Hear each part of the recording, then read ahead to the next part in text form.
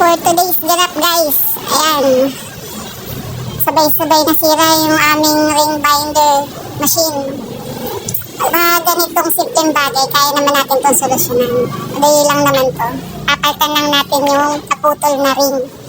Meron naman tayong mga spare parts. Mahirap kung wala tayong spare parts. Di, wala, tenga yung trabaho. Madidelay yung mga gawain. Ito yung pinakaluma naming ring binder machine. Wala pa akong anak nito.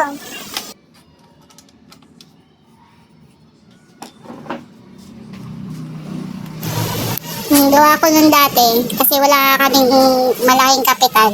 Kapag kumikita kami, then bumibili ako ng mga additional na machine. Paunti-unti. Ayan, dumami na sila.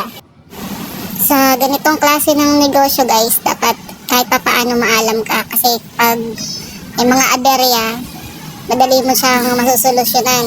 Kasi ang hassle naman kung kada sira, papaayos, diba?